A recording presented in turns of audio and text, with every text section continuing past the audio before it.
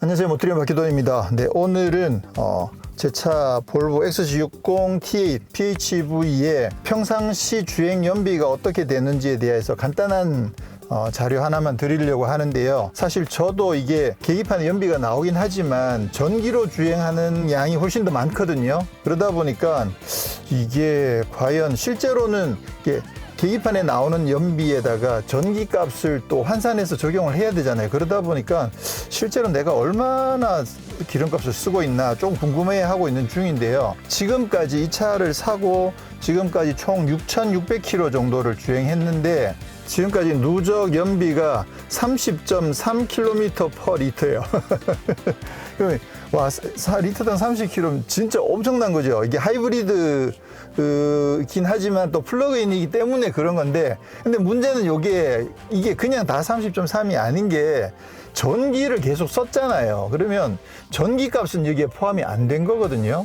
전기값을 포함을 해서 환산을 해야 된다고. 그러면 실제로 그 전기값을 더해버리면 저거는 30이 아니라 거의 한 20 정도까지 떨어질 가능성도 높거든요. 근데 이게 아쉽게도 이 차 같은 경우에는 지금까지 총 전기로 얼마를 주행했고 또 기름으로 얼마를 주행했는지가 데이터가 안 나와요. 그래가지고 그거는 AS에 물어봐도 그건 알 수 없다고 그러더라고요. 그런 상황이어서 지금으로서는 저거 가지고 판단하기는 조금 어려운 상황이고요. 자, 그러면 우선 오늘 제가 수원에서 출발해가지고요. 지금 어디에 왔느냐면 홍천에 왔거든요.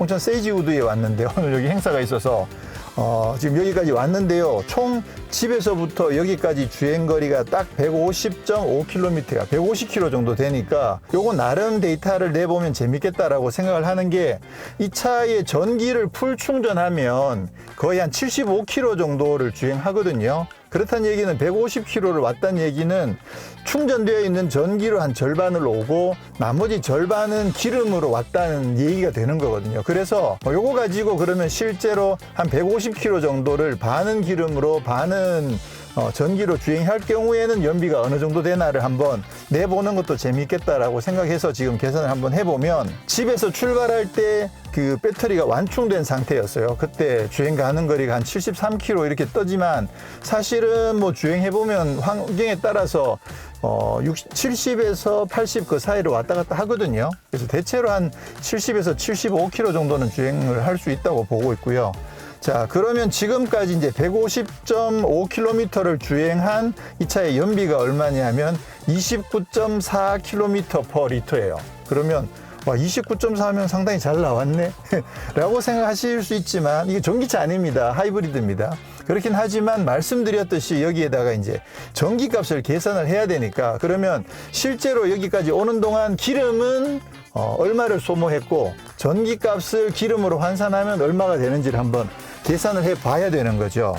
자, 그러면 일단 여기 29.4km/L 이거는 실제로 150km를 주행한 동안 쓴 기름의 양인데 전기까지 포함해서기 때문에 실제로 기름을 얼마를 썼는지는 계산해 보면 되죠. 150.4 나누기 29.4 하면 그럼 기름을 5.1156리터를 쓴 거거든요. 그러면 5.1리터를 썼다고 가정을 하겠습니다. 그러니까 실제로 150km를 주행해서 오는 동안 기름은 5.1리터밖에 안 쓴 겁니다. 그러면 지금 제가 처음에 충전한 금액이 얼마냐 면 그 완전히 바닥인 상태에서 100% 충전하는데 금액이 얼마가 드느냐면 지금 17.75kWh를 충전하는데 금액이 3,516원이 들었어요. 3,516원이면 지금 현재 그 휘발유 가격이 한 1,700 얼마 정도 되잖아요. 그러면 3,516원이면 거의 2리터 정도 된다고 볼 수 있겠죠. 지금 현재 한 1,700 얼마 정도였었거든요. 그럼 2리터라고 치고 2리터로 계산하겠습니다. 대충. 그러면 아까 5.1리터를 썼는데 전기를 휘발유로 계산해보면 2리터 정도가 된다고 했잖아요. 그러면 총 7.1리터 정도를 쓴 거나 마찬가지죠. 이해가 되시죠? 그러면 이제 계산이 쉽죠. 150.4km를 주행하는데 휘발유를 7.1리터를 썼다. 그러면 연비가 21.18, 21.2가 나오네요.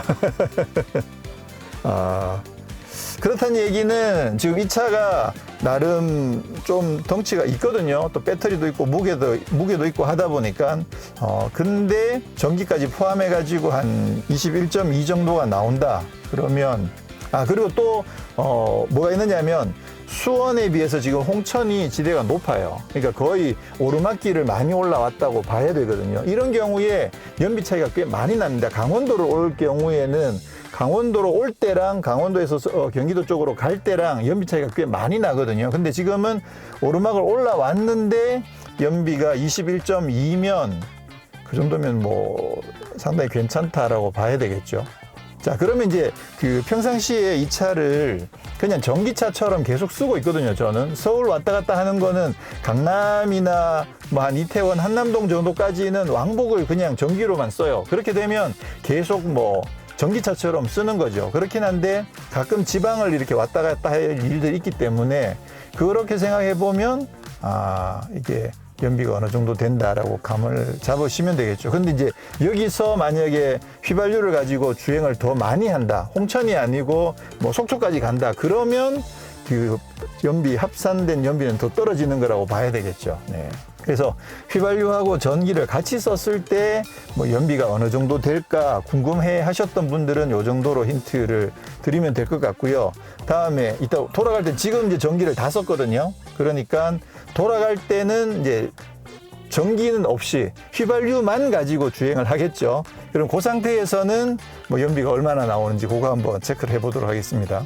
지금 오는 동안에 제가 약간의 그 플러그인 하이브리드 운행 팁을 하나 활용을 한 게 있는데 뭐냐면 지금 지도를 보면 여기서 총 150km 정도 되는데 그 홍천 IC를 나와가지고 국도 구간이 한 20km 정도가 되더라고요. 근데 처음에 이제 계속 전기를 많이 써버렸기 때문에 전기를 다 쓴 상태에서 국도에 들어오면 국도는 아무래도 연비가 떨어질 거 아니에요. 그래서 그걸 감안해가지고 제가 한 배터리로 주행할 수 있는 게 한 10km 정도 남아있을 때 충전 모드로 바꿨어요. 전환을 해가지고 그래서 주행하면서 기름을 써가지고 배터리 충전을 좀 했거든요. 그래서 배터리로 충전해가지고 주행 가는 거를 한 20몇 킬로 정도 남겨놨어요. 그러니까 실제로는 한 10킬로 이상 정도를 배터리로 휘발유를 가지고 충전을 한 거죠.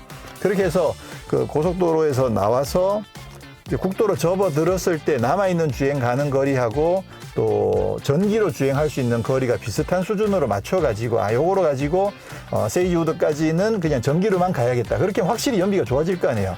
이렇게 했는데 저도 이제 계산을 이 지역을 처음 와보니까 잘 몰라가지고 보니까 마지막에 최종적으로 한 5km 이상 구간은 5km 아니구나. 거의 한 10km에서 7, 8km 정도는 계속 언덕이더라고요. 그러다 보면 실제로는 이제 전기로 주행할 수 있는 거리랑 또 실제로 남아있는 거리가 비슷했었는데 언덕으로 올라오는 동안에 전기 소모가 거의 2배로 늘어가지고 마지막에 한 5km 정도는 거의 기름을 떼면서 왔거든요.